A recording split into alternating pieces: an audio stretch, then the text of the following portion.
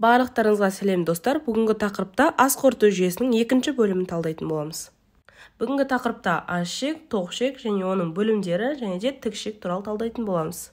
Ащы ішек, оны латынша intestinum tenue деп айтамыз. Асқазаннан соң келесі ағза болып табылады. Ащы ас қорыту жүйесінің ең ұзын бөлігі. Ол 3 бөліктен тұрады. 12 ішек, дуодениум, ащы ішек, иеюнум және де мықын ішек, илиум.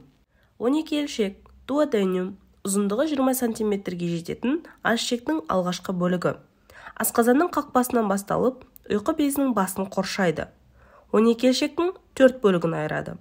Жоғарғы, pars superior, төмендеген, pars descendens, горизонтальды, pars horizontalis және де жоғарылаған бөлік, pars ascendens.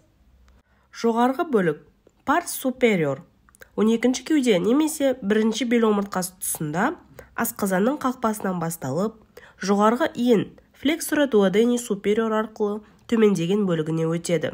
Осы аймақтың ұзындығы 4 см шамасында.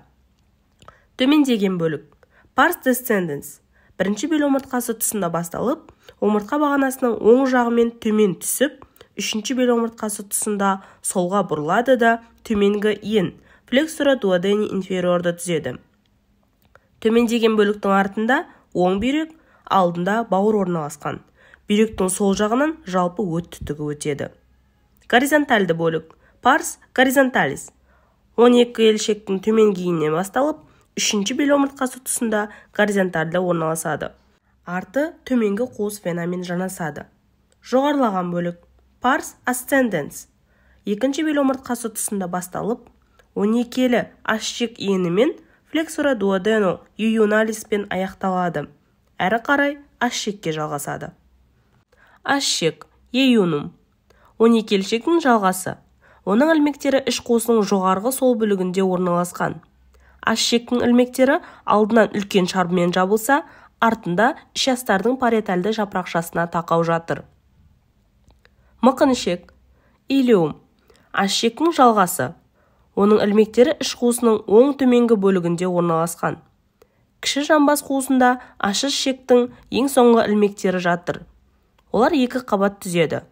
Алдынан несеп қуықпен іргелес жатса, ал артында тік ішекке еркектерде, ал әйелдерде жатырға тақау орналасқан.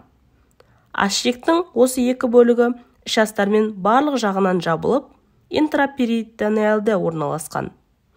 Тоқ ішек, intestinum crassum, ащы ішектің жалғасы, ас қорыту жолының соңғы бөлігі. Ол мықын соқыр ішек қақпағынан басталып, артқы өтіс тесігімен аяқталады. Бұнда су қалдықтары сіңіріліп, тік ішек арқылы шығарылатын нәжісі қоспа қалыптасады. Орташа ұзындығы 1,5 метр. Тоқ ішектің 3 бөлігін айырады. Құрт тәрізді өсіндісімен соқыр ішек, жиек ішек және де тік ішек. Соқыр ішек, цекум, бірден мықын соқыр ішек қақпағынан басталып, қапшықша кеңейген тоқ ішектің бір бөлігі. Оң мықын шұңқырында орналасқан, ұзындығы 8 см-ге дейін, ал диаметрі 7 см шамасында. Құйма тәрізді қақпақтардың тар бөлігі соқыр ішекке бағытталып, астың аш ішектен тоқ ішекке өтуіне жағдай жасайды. Тоқ ішектегі қысым көтерілгенде, газ алмасудың жоғарылауы, аса көп мөлшерде тамақтанғанда, қақпақ жапқыштары нық жабылады, астың кері жүруі байқалмайды. Соқыр ішектің таспалар түйіскен орнынан құрт тәрізді өсінді appendix vermiformis шығады. Appendix соқыр ішек қабырғасының өсіндісі. Оның көлемі тұрақсыз. Ұзындығы 3-тен 20 см-ге дейін, диаметрі 1 см-ге дейін. Appendix оң мықын шұңқырында орналасқан, кейде кіші жамбасқа түседі. Ішастар артында да орналасуы мүмкін. Жиек ішек, ол іш қуысының ортаңғы қабатында жатқан аш ішек ілмектерін айнала орналасқан 4 бөліктен тұрады. Жоғарылаған жиек ішек, colon ascendens, соқыр ішектің жалғасы. Ол ең алдымен белдің шаршы бұлшықетінің, сосын оң бүйректің алдымен вертикальды жоғары көтеріліп, бауырдың оң үлесінің төменгі бетіне дейін жетеді. Осы тұста ол солға иіліп, жиек ішектің оң иілімін flexura coli dextra түзіп, көлденең жиек ішекке өтеді. Тоқ ішектің бұл бөлігінің ұзындығы 20 см шамасында. Көлденең жиек ішек, колон трансверсум. Жиек ішектің оң иілімінен басталып, сол қабырға астында оң иілімнен жоғарылау орналасқан сол иіліммен флексура колли синистра аяқталады. Тоқшектің ең ұзын бөлігі болып саналады. Ұзындығы 50 см шамасында. Жиекшек төмен салбыраған доға тәрізді жатады. Жиекшектің сол иілімі төмендеген жиекшек, яғни колон десценденске өтетін жер. Ол төмен түсіп, мықын қыры тұсында сигма тәрізді ішекке жалғасады. Төмендеген жиекшектің артқы беті іш астармен жабылмаған. Сол бүйректің алдында, белдің сол шаршы және сол мықын бұлшықеттерінің үстінде жатыр. Ішектің орташа ұзындығы 17 см. Тоқшектің осы бөлігінен бастап, жиекшекте қампаймалар хаустра колли саны мен тереңдігі азаяды. Келесі сигма тәрізді ішек. Оны колон сигмоидеон деп айтамыз. Сол мықынның шұңқырында жатады. Жалғасы тік ішек. Сигма тәрізді ішек екі ілмекті түзеді. Проксимальды ілмек мықын бұлшықетінде, ал дистальды белдің үлкен бұлшықетінде орналасқан. Оның ұзындығы тұрақсыз болып келеді. Ащы ішек пен тоқ ішектің айырмашылығы. Бірінші, диаметрі үлкенірек. Екінші, таспалардың болуы, яғни ол жерде шажырқайлық таспа, боз таспа және шарбылық таспалардың болуы. Үшінші, тоқ ішектің бетінде шарбылық және боз таспалардың өн бойында ішінде майлы тіні бар шарбылық өсінділердің орналасуы.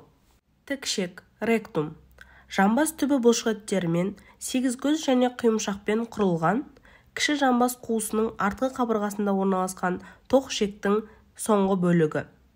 Тік ішекте нәжіс қоспасы жиналып сыртқа шығарылады. Сонымен қатар су сіңіріледі. Тік ішектің ұзындығы 16 см құрайды. Диаметрі 4-5 см шамасында. Еркектерде тік ішектің алдында қуық асты без, простата, шәует қуықшасы, несеп қуық орналасқан, ал әйелдерде жатыр мен қынап. Тік ішектің екі иілімі бар: шат флексура перинеалис және сегізкөздік флексура сакралис. Тік ішектің екі бөлігін айырады: жамбас көкетті үстіндегі жамбастық және артқы өтіспен анус ашылатын артқы өтіс өзегі каналис анализ түрінде шат аймағында орналасқан шат бөлімі. Жамбастық бөлімде тар ампула үсті бөлігін және де тік ішек кең жері ампула ректи бөлігін ажыратады. Жамбастық бөлімнің ұзындығы 14 см-ге дейін, шат бөлімнікі 4 см шамасында. Сіздермен бірге медицина әлемі каналы. Пайдалы ақпарат болған болса лайк басып, сұрақтарыңыз болса комментарияға жазыңыздар.